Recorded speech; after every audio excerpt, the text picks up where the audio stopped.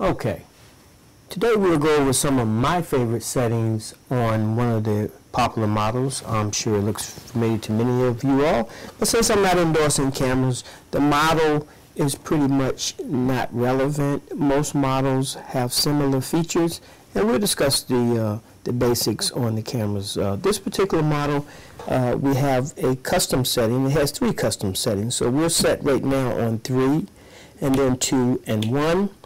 And then we have your bulb setting, which is a time exposure that allows you to do pictures of the stars at night and that type of thing.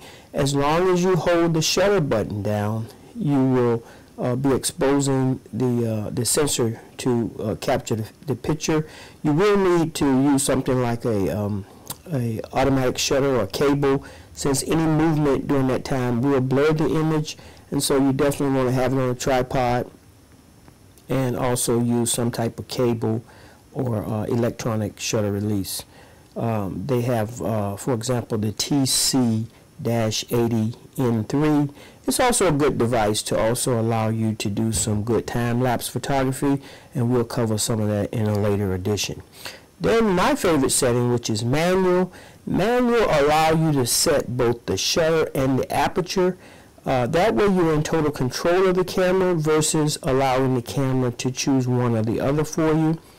AV is just aperture priority. You choose the aperture. The camera will choose the shutter to match.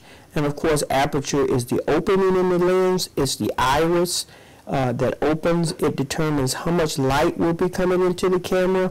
A large aperture, it will allow absolute depth of field. For example, if you're shooting 16 or 22, that has the lens opening wide open, and it gives you some depth of field. So your middle ground, foreground, and background will be in sharp. Whereas if you have a narrow depth of field, like 2.8, some lenses even go down to 1.4, 1.8, and that has no depth of field. So if you take a picture of the subject, you focus on the subject, behind will go out of focus, and that's a neat effect that we use a lot of times in video as well. So you have some people in the background that you want to throw out of focus.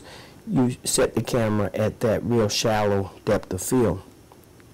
Next we have TV, which is time value. Time value is the shutter speed.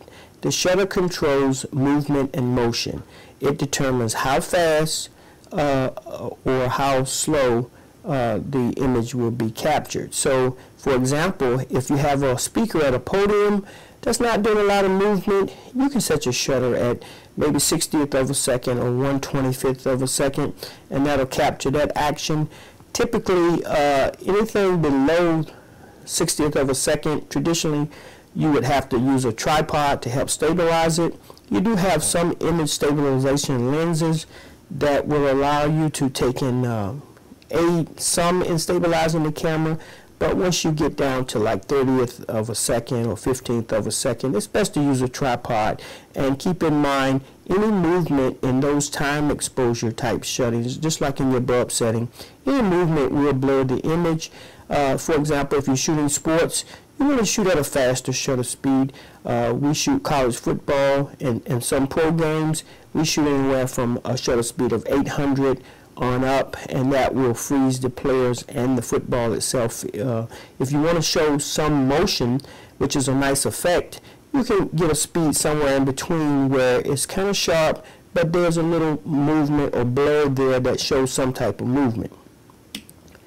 We also have a program, which is a semi-automatic mode on this particular model, and what it does is it allows you to take and choose some of the camera settings. It's like an override. You can choose over and under exposure compensation.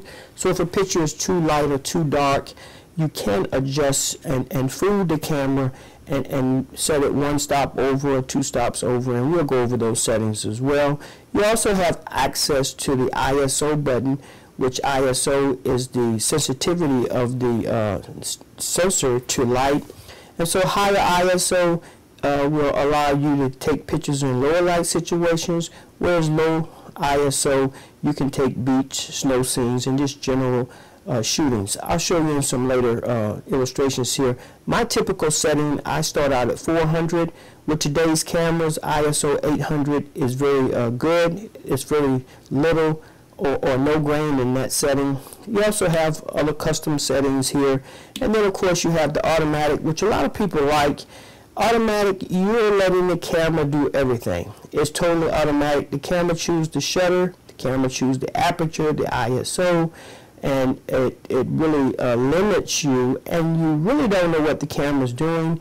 In good light situations, good daylight, since all cameras are generally balanced for daylight, typically you can shoot in an automatic mode, but you'll find indoors, low light situations, the automatic can be tricked and it'll give you a slow shutter speed and blur. During my tech support days, I often would get a call regarding sports pictures at night. Well, you're taking sports pictures during the daytime, you're not running into a problem, and then you go to your night games, and now your pictures are coming out very blurry. So the camera is choosing a slow shutter speed at night, whereas typically these are set to give you an ISO, a shutter speed setting of 2000, which is very good for sports. But at night, it doesn't have that capability to go that high. So it's probably giving you a shutter speed in the 60 or something a little slower. And so as a result, your pictures will blur. So this mode here, in good light, you can go with it. But if you're trying to shoot sports or indoors, I don't recommend the automatic setting. The manual setting is easy to master. We'll go over those settings in just a few minutes.